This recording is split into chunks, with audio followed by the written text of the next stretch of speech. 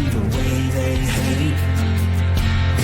And I know better than to listen to the people who are calling us names. I can feel the sunlight shining. Well,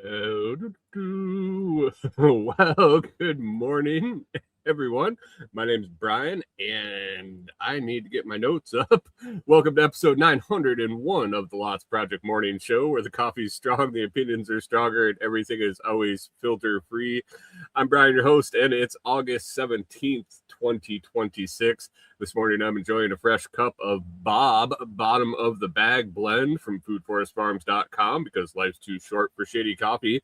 At Food Forest Farms, your beans are roasted by real human hands using a clean stream air roaster. More than just a customer, your family. Get 10% off with code LOTS10. That's LOTS10, and shipping is always free. While you're there, check out the C4 Club for even more awesome perks. Today, we've got another busy show, more clearing around the property, although the Tennessee heat has been putting the brakes on that. Hunting hornworms after dark. Sounds like a Dr. Seuss book with UV light. An RV door that decided it was just done being a door, and somehow I ended up buying an entire box of deer antlers. So grab that coffee, smash the like button, and let's get started. Good morning. Good morning. How is everyone doing today? I'm a little discombobulated and a little unorganized this morning, but not bad. Not bad. Good morning, Mike's Homestead. How are you doing this morning? And Martinson family, good morning to you. Thanks for joining us early today. I remember last week showed up right at the end, but in early this morning. Mike's Homestead, thanks you. I just wanted to thank you for that trophy last week. We were talking about it when it popped up in the feed and didn't really know what was going on, but it looks like it dropped an extra $5 in my stream revenue. I was looking at that last night when I was setting up the show for today, so I appreciate that. Thank you very much. Anybody else got any of those trophies hanging around, super chats, stars, or whatever, what other form of monetization? Feel free to drop them anytime you want. It's always appreciated. And thanks, Mike's Homestead, for that last week. Didn't even know what you were doing, or maybe you did and you just said you didn't, but appreciate it regardless. Hunter, good morning. Thanks for popping in over on Twitch. Oh, guys, it's been a weekend, man. It was hot here over the weekend. It's been hot. It hasn't seemed to give up. Corey and I were talking. I think we figured out it started getting in the upper 90s, mid to upper 90s in early June, and super humid. And I know it's Tennessee. I know it's summer in Tennessee and it's going to be hot, but man, it just hasn't given a break. I think we had one weekend where it got down into the 80s, and that was the weekend we were able to get out and glue the floor down in the cabin. And other than that, it's been probably 10 weeks solid of just hot and humid. And it seems like, I think this is the fourth summer we've been here. Maybe third summer or fourth summer. I don't know. I can't even remember. It's as time flies, but it seems like this one has been hotter and more humid consistently day after day, week after week than any of the other ones. It seemed like before the last couple summers, it has fluctuated up and down a little bit at least, but there just has been no relief. And we'll see. Maybe it'll start trending down. It gets really hot working in the cabin with no conditioning and bring fans out, but it only does so much. So talk about the cabin here in a little bit. Coffee this morning is the Bob. I don't know if you've been around long enough. If you have, the Bob is the bottom of the bags. I weigh out my coffee every morning from Food Forest Farms. I have to get a consistent cup day after day. I got a nice micro scale and hand grind it every day. So I weigh out the beans, toss it in the grinder, and when I get to the bottom of the bag, whether there might be enough for a cup or not, I kind of feel it out, and I take the bottom, the ends of the bags and throw them in a little jar that I have and let them accumulate a little bit. And every 3 or 4 bags, I'll shake them up, mix them up, and grind that up. So it's depending on what bag I had that week or those past couple of weeks, it could be a blend of a blend of certain beans, or who knows. But I shake it up, grind it up, and it's always an interesting cup. And this week did not disappoint. This time, I guess it's not. I don't have it every week, but. Good couple cups today. Good couple cups. Interesting. Little change up from what I normally have. So the Bob is good. The Bob is good today. And I think I had enough left in the Bob jar to have some more after the show. So that's good. That's good. Anyway, let's get to that Bitcoin guessing game contest. My little tracker there is low on battery. I forgot to plug it in last night, plugged it in this morning just to get it on, but it's not showing the up or down. It was green when the show started, I believe, or before the show started. I know it was green. I was looking at it. But Bitcoin price at 608 on August 17th, 2026 is $63,601, $63,601. Let's get to the guesses from the Telegram group.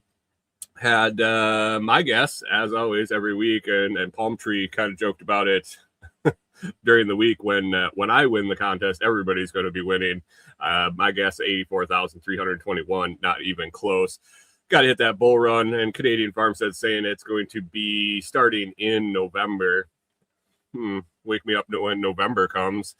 Canadian Farmstead with the guest 61,500. Chris Dixon in with the guest 68,780. Palm Tree with the 66,666 and 66 cents. Blueberry, Texas 66,432. John Palmer, last week's winner, guest is $65,432.10. And the winner this week, the Bitcoin Oracle. The Bitcoin Oracle wins again. Thesia in with the guest of 64,200. She is the closest to the actual Bitcoin price. And if you want to participate in the Bitcoin guessing game and just get your name read on the show from your guess, maybe win. And if you win, you don't really win much of anything other than bragging rights over in the Telegram group. You can join us over there at t.me/LotsChat on the Telegram app and look for the pinned post. I pin it up shortly after the show, announce the winner and pin the post for next week's guest. Just reply to that post with your guess, and we will get you on the show next week. Congratulations, Thesia. She is winning all the time. Guys, you gotta do a little bit better. I mean, maybe I should start guessing every week. But anyway, I'm going to roll with my guess until that bull run hits. So another few months, according to Canadian Farmstead, and we will be on our way to the moon. Are we going to the moon this bull run or not? I don't know. I mean, I got my number. I got my number in my head where I might just go live in the woods, but I don't know if we'll hit it on this bull run or not. We'll see. We will see. Anyway, join us over in the Telegram group to hang out with a nice, an interesting bunch. Talk about a lot of different stuff over there. Anyway, let's get to the list for today. Cabin update. Let's start with cabin update. Not a whole lot.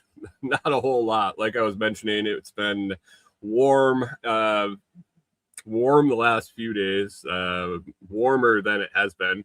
And I've talked about it on the show before. We don't have the greatest confidence in both the electric, the grid power around here, and then also our air conditioner in the RV.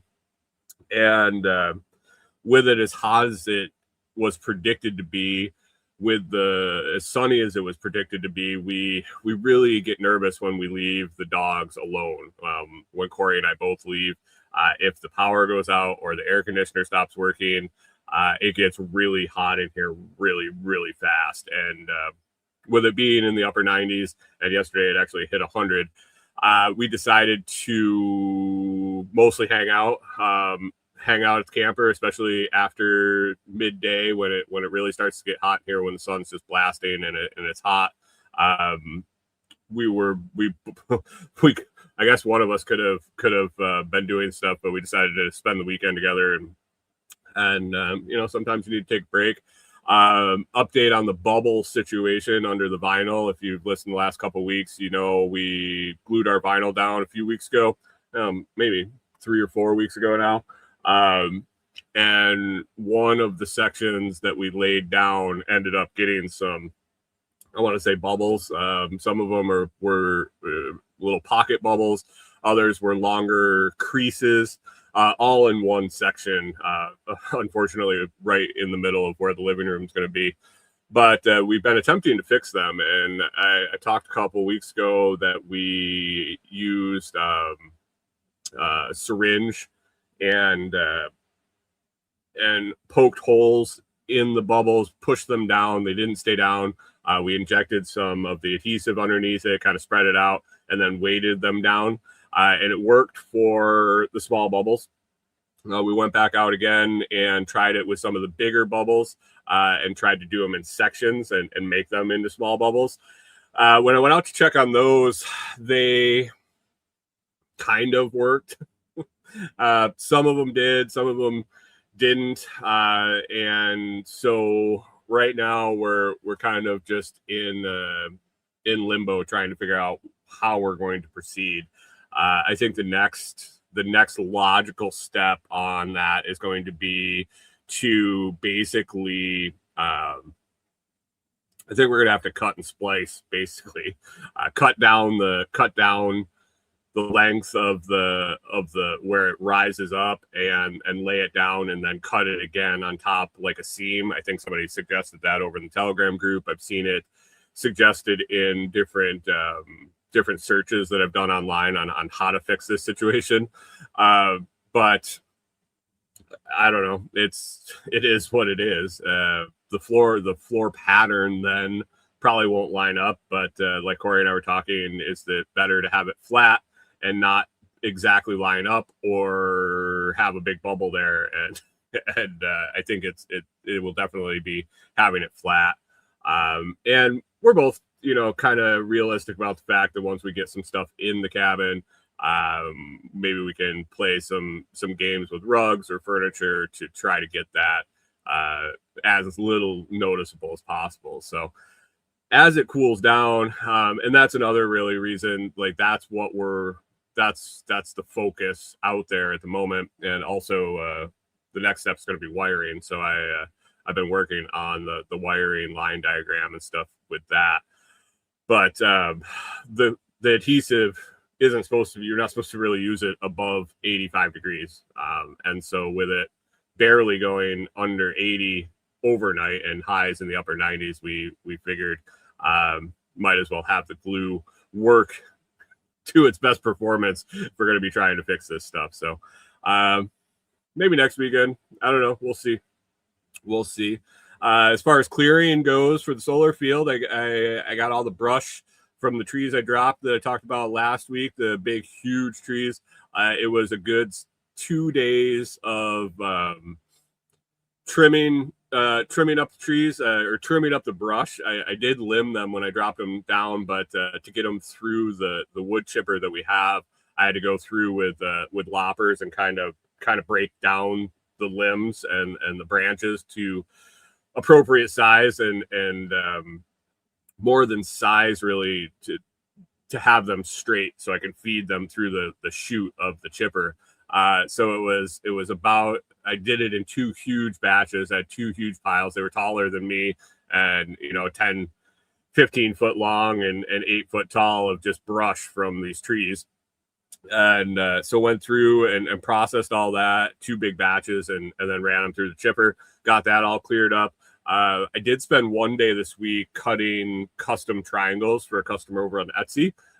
Been getting a little bit of traffic and momentum on our woodworking Etsy page. Somebody ordered some custom cut triangles, and so I spent some time cutting those and sanding them one of the days.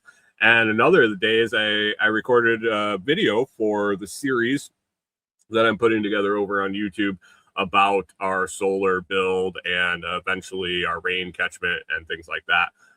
So if you want to head to the YouTube channel and check that video out after the show, that would be fantastic. Give it a listen, give it a watch, give it a like, share it with somebody. But the premise of the video is basically going back to the beginning and starting with the basics of solar.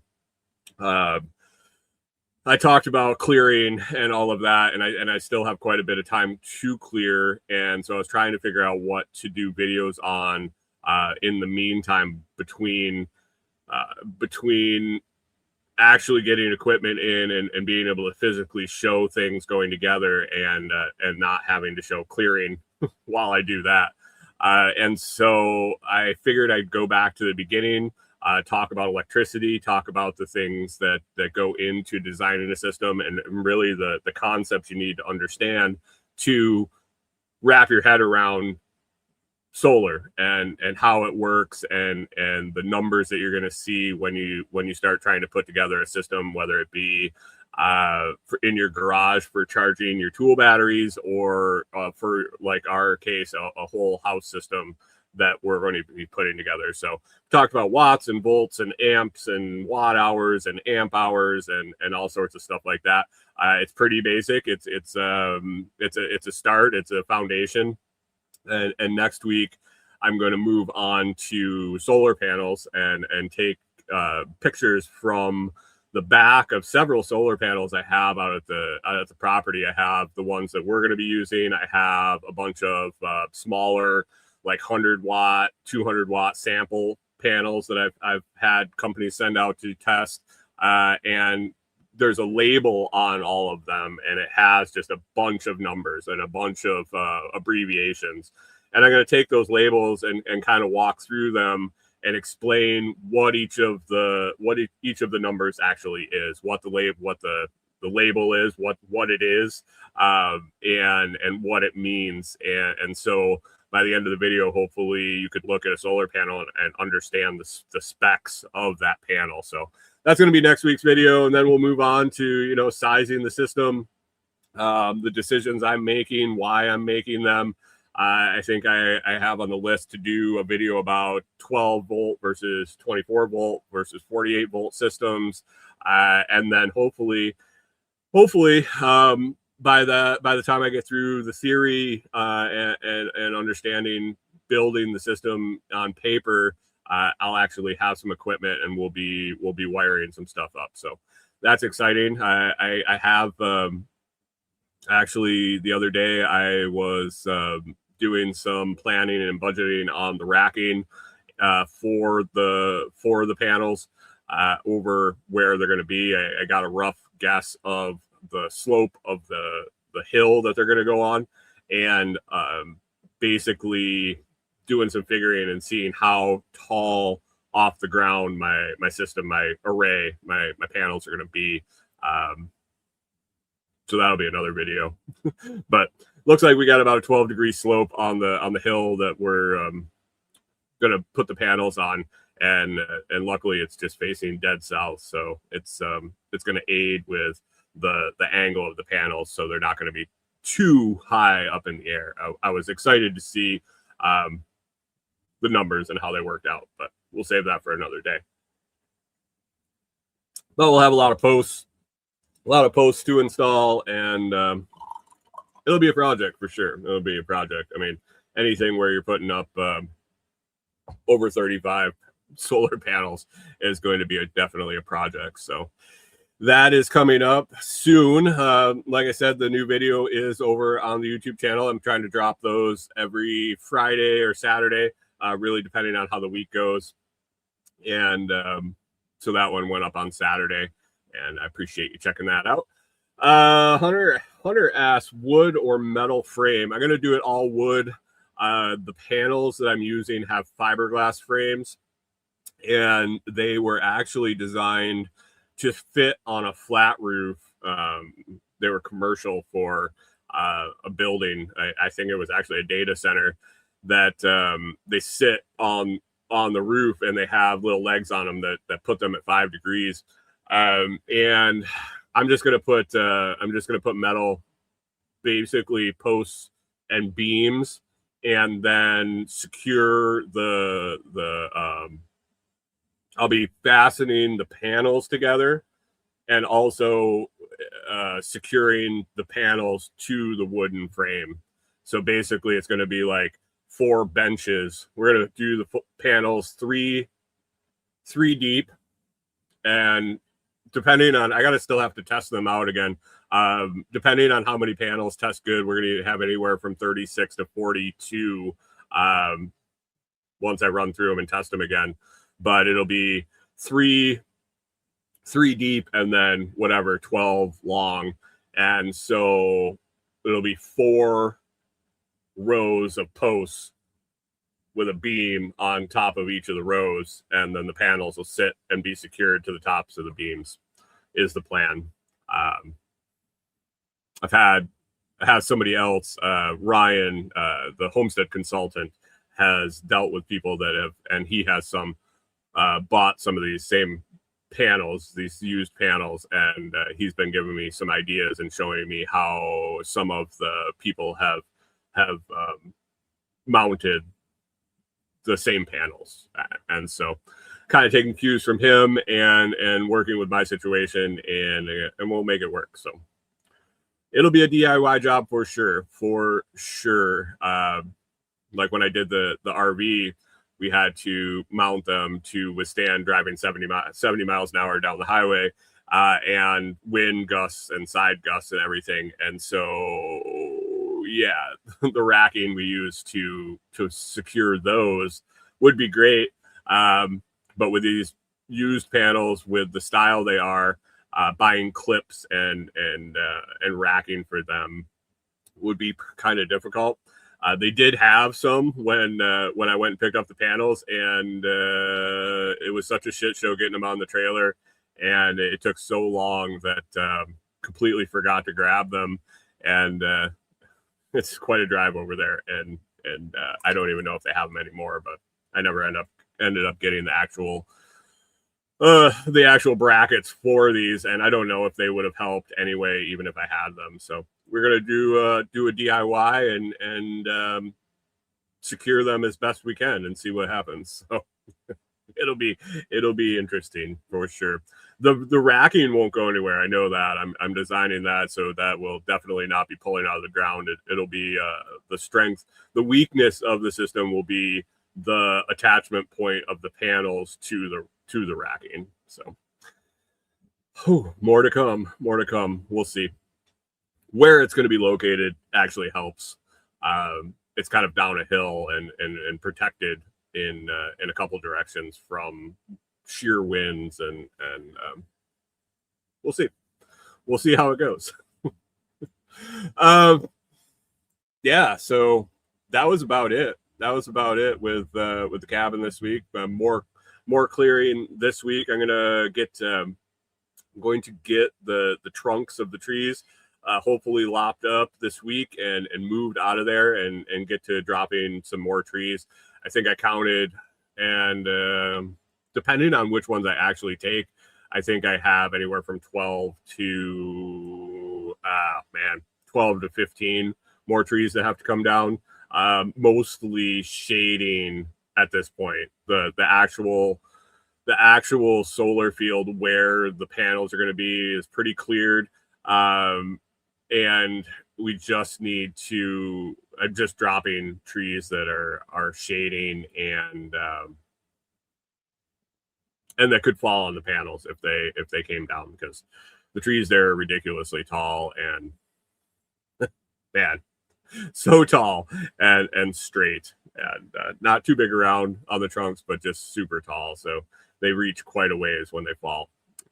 So that is the cabin update. Not a ton of progress, but progress nonetheless. Custom triangles I mentioned. Okay, what else did we do this week? I made a video. I made a short. So if you grow tomatoes or peppers or any nightshades, really, I assume you probably run into hornworms. I remember having them in the north, so it's not a southern thing. Here we have tobacco hornworms and tomato hornworms. I think up north all we had were the tomato hornworms, but they're bastards for sure. If you've seen them, they're like the green squishy huge. Well, they end up huge caterpillars that will just devour a whole tomato plant in an evening. Um, yeah, those assholes. So I've been battling them. We have a small garden here. Corey did a small garden again this year, container garden, with I think she had 2 cherry tomato plants, a sweet pepper plant, a couple of cayenne peppers plants, and a couple of jalapenos. And man, as soon as I saw any leaf damage earlier this summer, I started looking for the hornworms, and man, I found them all summer, all summer. Um, a lot of times during the day, because I stand right next to the plants when we go to let the dogs out, kind of wait for Corey to get the dogs ready, and I'll kind of scan the plants, kind of watch, and as soon as I see any leaf damage, I'll scan, I'll look as hard as I can. But the bastards are so good at camouflaging. With their markings and the colors, just really blend in with the tomato plants, with the pepper plants. One trick I had picked up over the years, and I've been lucky enough to get a couple of different flashlights now as samples that have UV lights on them. When you shine UV light in the dark, so in the evening after the sun goes down, if you scan the plants with a UV light, the little bastards, the little hornworm bastards, will light up. They glow like a blacklight poster from when you were a kid. And so it took, I've been doing that almost nightly, yeah, pretty much every night for the last, man, it seems like since we had the plants, which was, I think she planted them in March. But man, I find them constantly. And so I did some searching, and it looks like it's just going to be an all summer thing. And at this point, I think our cherry tomatoes are shot. They got a hold of them. I missed some, and I think they just the timing lined up bad. Like I think I missed some. I missed checking one night, and it happened to be when there was some larger ones on it, and they just devoured the plant.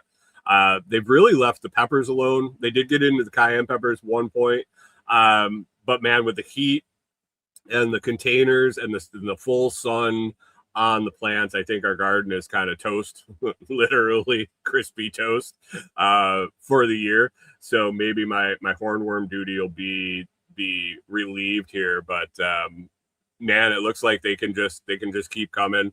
Their kind of life cycle is like 3 to 4 weeks long.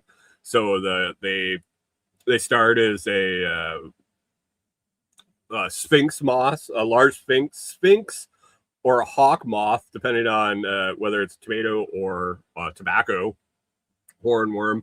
And the moths lay tiny single eggs on the leaves, either the underside or the top of the leaves of the plants. The worms hatch, and they're like a 1/4 inch long, tiny little fuckers. You're really not going to see those. They barely glow.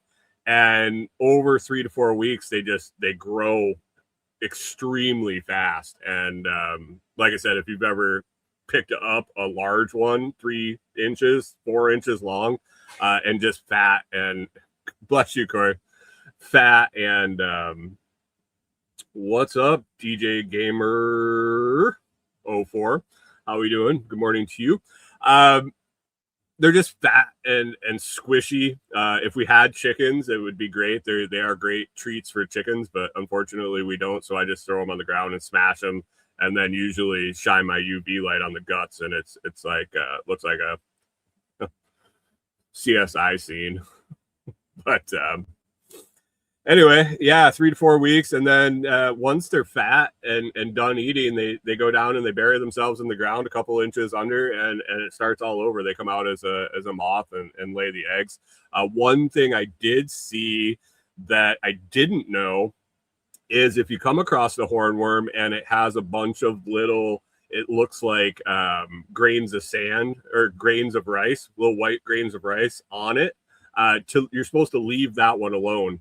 Those are actually parasitic wasps that will kill the bastards. So they're a host for a what was it called here? Let me see the kind of wasp was it called? I don't see it anywhere, but they're a parasitic wasp that will keep hatching and eat the larva of the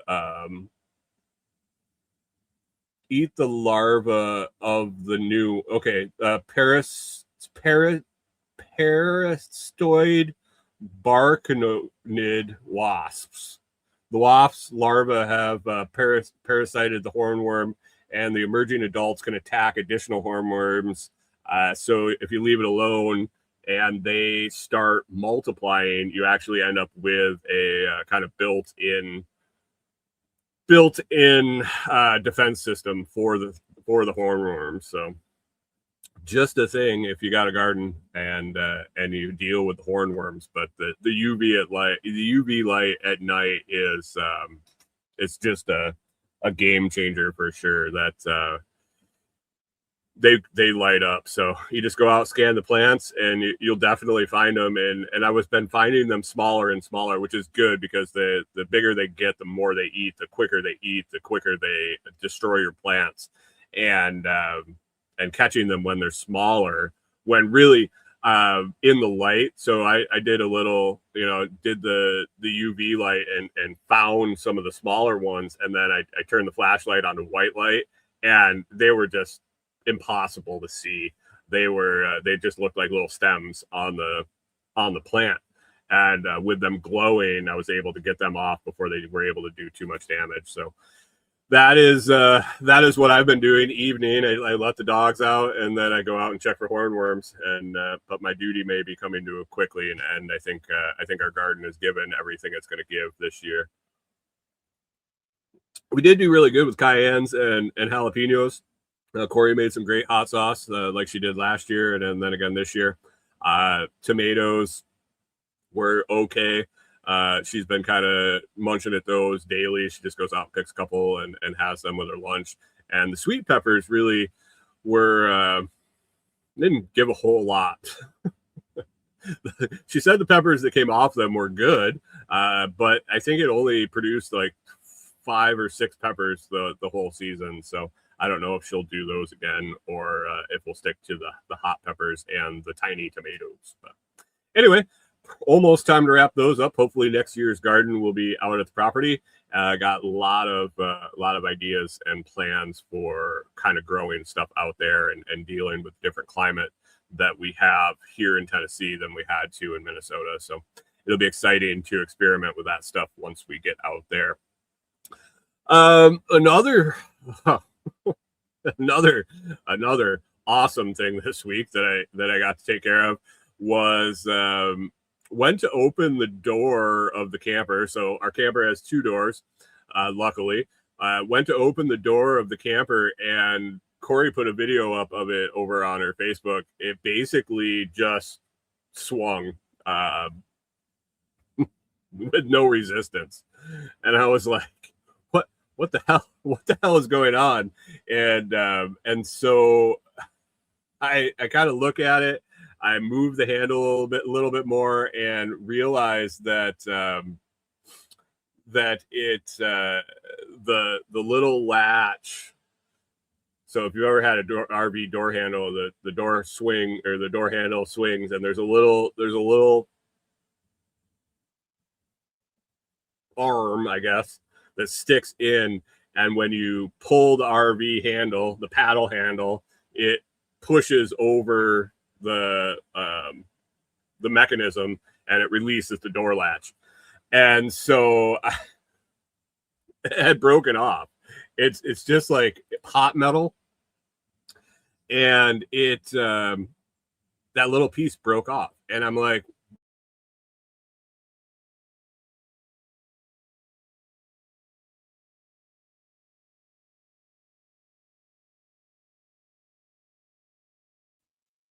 huh, Starlink must be recalibrating. I saw this morning that that Corey mentioned that it was pointing straight up. I'm just checking my connection speed, and when I checked the connection earlier before the show, it was super fast, and I don't know, maybe it's just moving and calibrating, but yeah, little hiccup there. Anyway, the door handle had just snapped. Now, you think you could just order one on Amazon to replace it? You would think RV door handle. One thing I found out when we were retrofitting the camper, we wanted to put digital locks on it instead of the deadbolt with the key. And through that process, and this was back 5-6 years ago when we were right after we got the camper, it was one of the first things we wanted to do.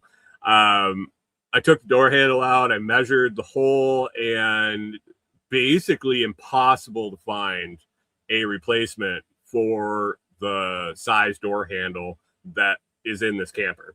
I searched all over Amazon. I searched all over all sorts of RV aftermarket parts and on and on and on. And basically had to put them back in. I ordered a couple of different ones and see if they could fit, see if the apron around the outside would cover the hole, and nothing worked. Everything got returned. And so I put the door handle back in, and after a while, one of the locks had actually broke. And so I started trying to track down just a replacement for the actual door handle. So before I was trying to look for something that was the same size that had a different style lock. Now I'm just hoping to be able to find the actual door handle that we had in here. And search and really couldn't find them, and started doing some digging using my little technician troubleshooting. I was able to find the stamp in the metal on the door handle, like on the inside. I took it apart. I was looking at serial numbers and part numbers, and did some Google searching, and it turned out that the company that made the door handles was out of business, and another company had bought all their inventory of these door handles and was basically selling them, and once they sold them, they were going to be gone. And so I ordered a couple. It was like I remember it was a shit show to order them. The company was just basically holes or getting rid of them. And so they weren't set up like a business meant to do this. And so it was like I had to give them credit card, and then the shipping was all janky, and it showed up in this.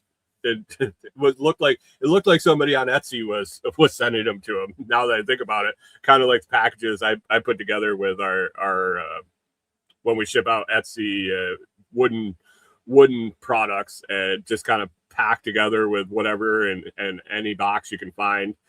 And so these showed up, and I changed it out, and I remember at that point I was like, I should probably save whatever parts of these door handles weren't broken. And I considered buying an extra set, but they were charging so much for the door handle. I was like, I don't know, this seems a little excessive. So I kept a bunch of parts. I think I kept one whole. I changed both door handles. I bought enough to change both. I kept the one that wasn't broken, and then some parts from the one that was broken, and kind of stashed them away.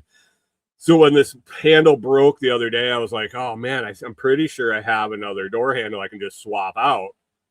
And for the time being, we were like using a screwdriver and just putting it in the hole and opening the latch like it like the door handle piece would have if it wasn't broken off. And so I was able to dig through our supplies and find the tote that had all our backup stuff in it, and dug through and found the bag. And sure as enough, I had both sides of the handle and was able to scrap it, pull the one off that that was broken, and install the new one, new old one. It was actually the one I had taken off when we put the new ones on. So that was fixed. So we were locked in the camper for a couple minutes until I figured out how to use the screwdriver to open it up, and that just dealt with it for a few days like that, and then I was able to get it fixed. So thankfully I held on to parts. So, you know, if it needs to get, we need to, if you need permission to hold on to stuff, parts and pieces and things like that, here's your permission, because I actually got to use some stuff that I held onto for a specific purpose, and ended up needing it. So way to be prepared. On that note, on the being prepared, had two other issues this week that I was prepared for, which is it's feeling good. It's getting worrisome that I'm having all these issues, but it's feeling good to be prepared. One thing was the Starlink the other day just randomly stopped. I had run to the post office. I came back. I drove over the driveway. Our Starlink cable runs over the driveway, and I bought some of the Beaver. They're like speed bumps, rubber speed bumps, and they got a channel underneath that you can run cable through, so you can drive over it without crushing it. And it appears that it had kind of worked its way out of the channel, and I think I was driving over it every day when I would go in the driveway. We have a big loop U driveway, so we pull in and pull out, and every time we pulled in, I think we were driving over it and kind of crushing it into the gravel driveway. I came home from the post office, came inside, and it was good, 3 or 4 or 5 minutes, and then the internet went out. Completely out, not blip like it did earlier in the show. No connection.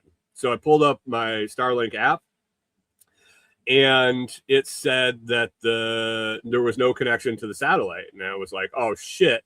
If you followed the show for a couple of years, you know that we've had our dish burn out a couple times. Once from lightning, once randomly on a warranty replacement. And this is what it said in the app when the dish was bad, and I was like, "Oh fuck me," because if you knew about the other dishes, you know what kind of hoops you got to jump through to get them replaced and how long it takes. And we have zero service for cell phone wise in the area, and we have to go through so much to get that new satellite dish. Corey has to go work at our friends, and it's just got to walk and find service to make any sort of contact with Starlink. And their customer service is really good once you get a hold of them, but it's usually 24 to 48 hours before they reply to your troubleshooting message, and then they make you go through a bunch of stuff. Once they reply, they're pretty good about getting back to you in a timely manner, but you get on a waiting list, and it's more than I wanted to deal with. So I went out, I checked the connection, I checked the connection at the router, I rebooted everything, and it wouldn't come back on. And so I was like, I think the cord shot. I looked at the cord across the driveway. I didn't see any obvious damaged parts. There were some little bit of kinks in it here and there, but it didn't look to me like it should have been broken. But anyway, I was like, I had a spare cable here. I have one out at the property. I grabbed the one from here. I fed it through, had Corey plug it or pull it in, pulled it out around the side of the camper. It's not nearly as long as the one that we were using, and I wasn't able to get the dish back out in the open where it was, But thankfully, this year, when we had our ice storm early in the year, after that, the property owner had the oak trees, huge oak trees on the property that shade the camper, unfortunately, had them trimmed aggressively, really aggressively. When they did it, I was like, holy shit. I don't know. He wanted to get his money's worth or what, but definitely aggressively trim these down.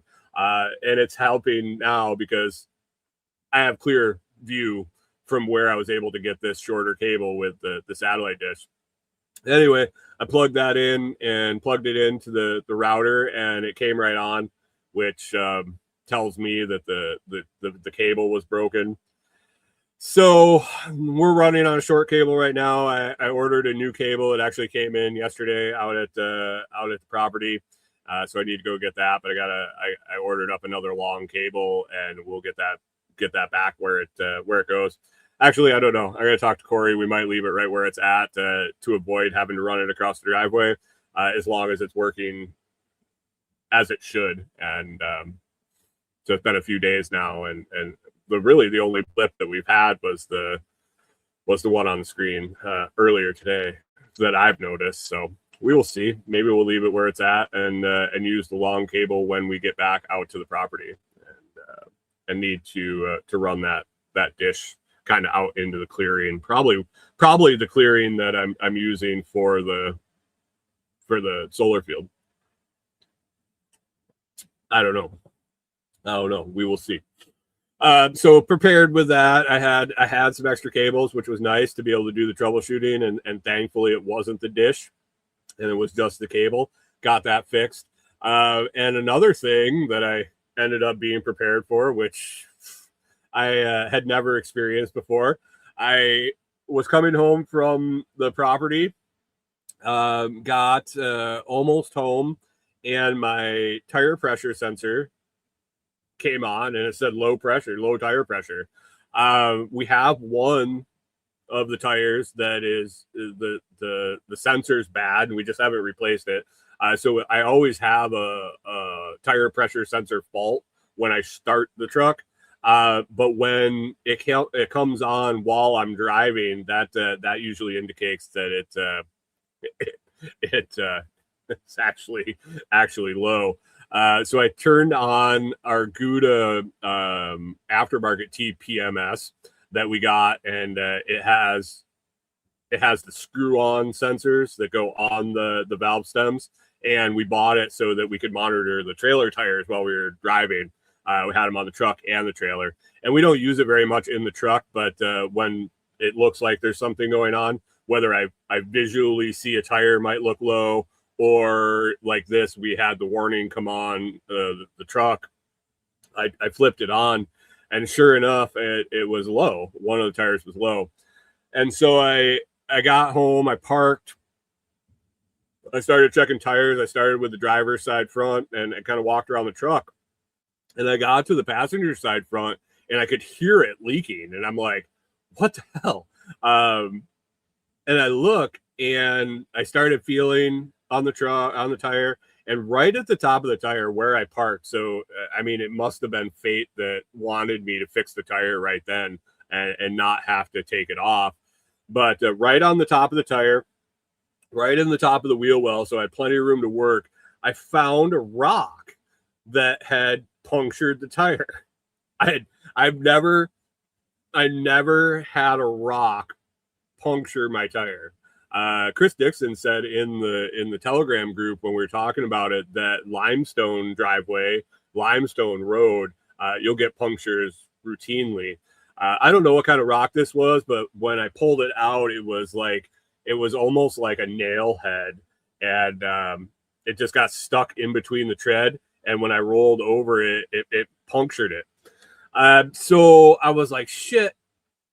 But I pulled out the V-Helix tire plug kit that I carry in the truck. I've actually used that a couple times in the last few weeks, once for trailer tires, and now again for the truck. Pulled that out, grabbed the Viair pump, And man, it was probably under 10 minutes where I was able to pull the rock out, and it was actually easier than a nail puncture, because if you've used the V-Helix or any really tire plug kit, when you have that tiny little nail hole, the reamer, the thing you push in to ream the hole out, it's hard to get that in when it's a tiny little hole. This hole was a little bigger, and it still was tough to put it in. If it hadn't have been, I was probably gonna have to use a couple plugs, but it was easier getting it in. Got the hole in, got the plug in. Plug went in nice. It sealed right up. I aired the tire back up, and it's been holding great since. So thankfully, I had the plug kit. I didn't have to change the tire. I didn't have to go get it fixed. I didn't have to.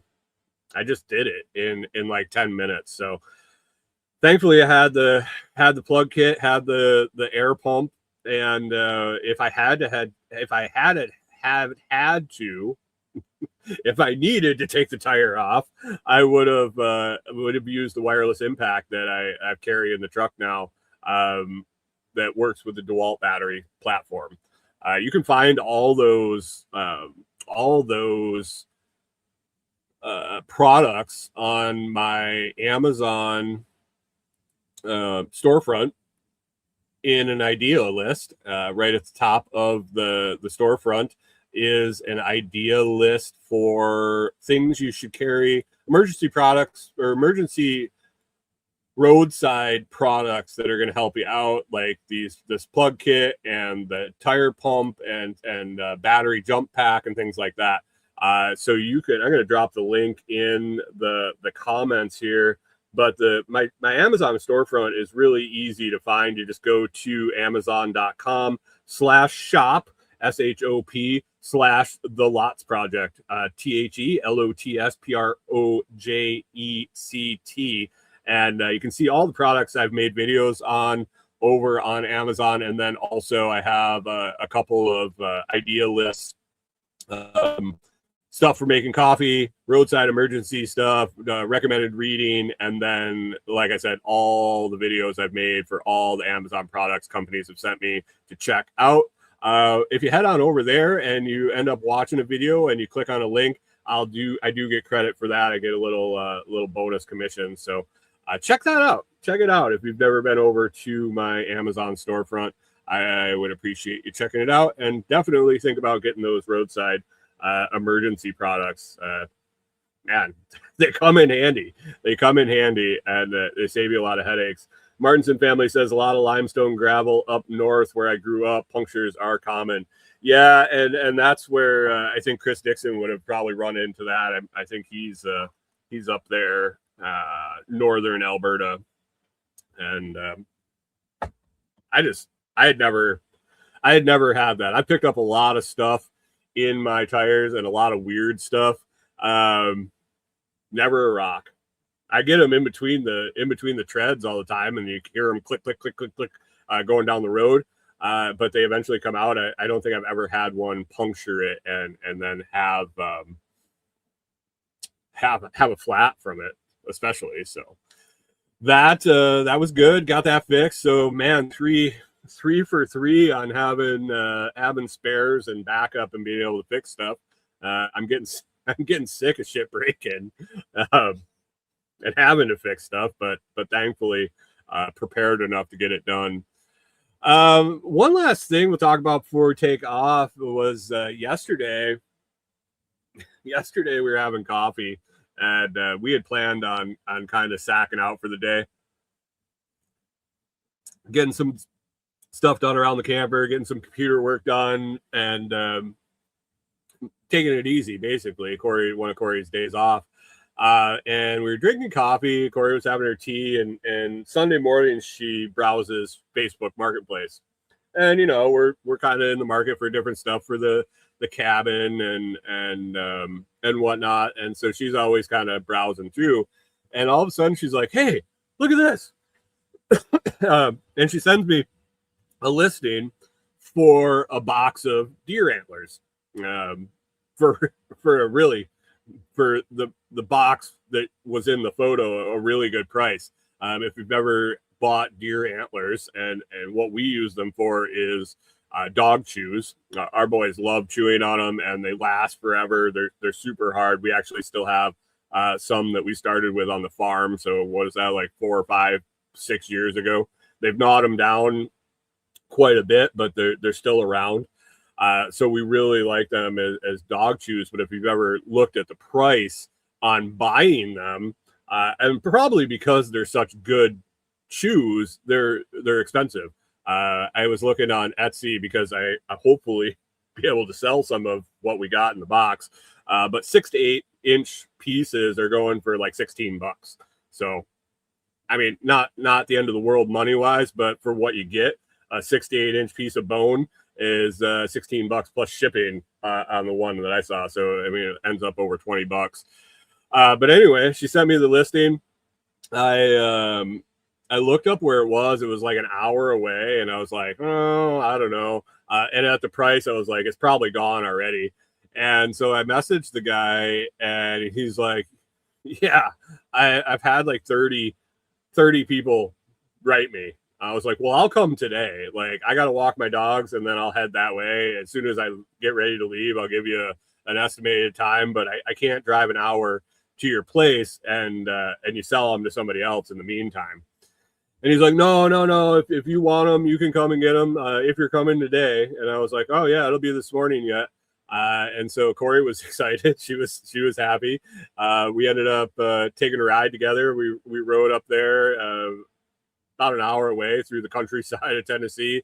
Got to the guy's house, and the box was everything that it looked. It was actually probably more full than it looked like in the photo, but definitely worth what we paid for the box, full of them. Talked to the guy, and he had I wondered if he had shot all the deer, and he said no, that he bought and sold antiques, and he actually bought the box of antlers for one of them, a pair that was in there that it was like a trophy size mount, and then all these other ones were there too. And so he took the one he wanted, and he was just trying to get his money back on the box, which I was thankful.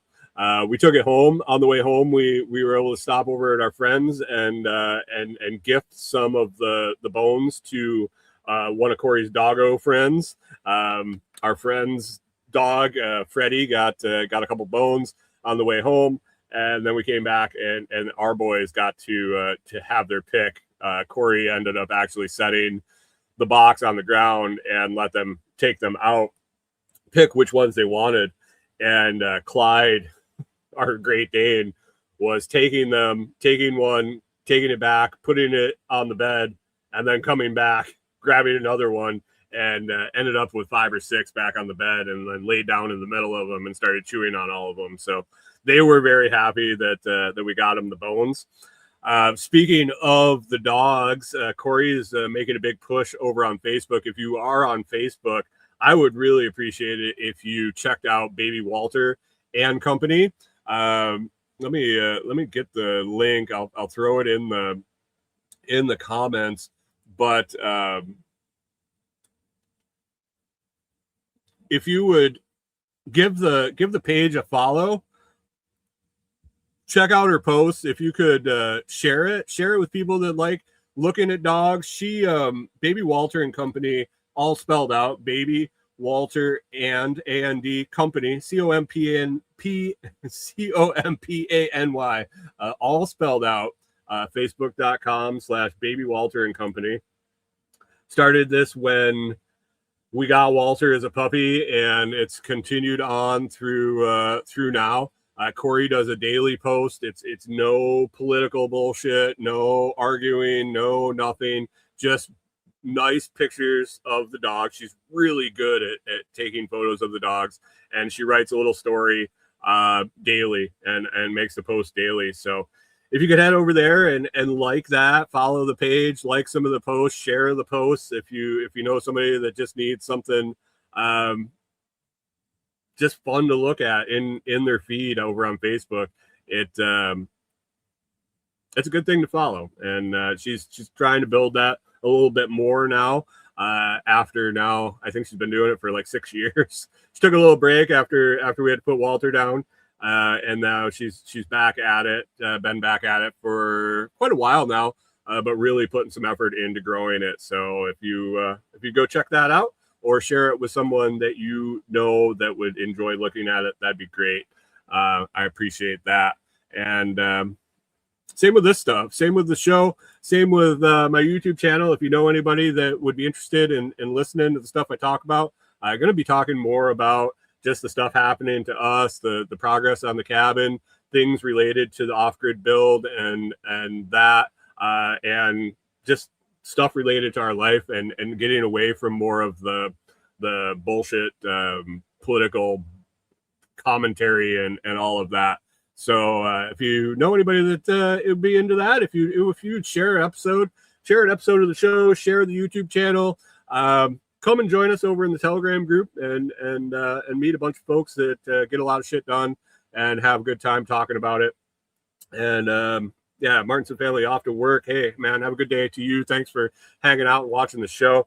Yeah, share it around. Going to be a busy week here, and I'm going to get to it. Head on over to the Telegram group if you want to participate in the Bitcoin guessing game contest. Other than that, I hope you have a fantastic week, and we'll catch up with all of you next Monday morning.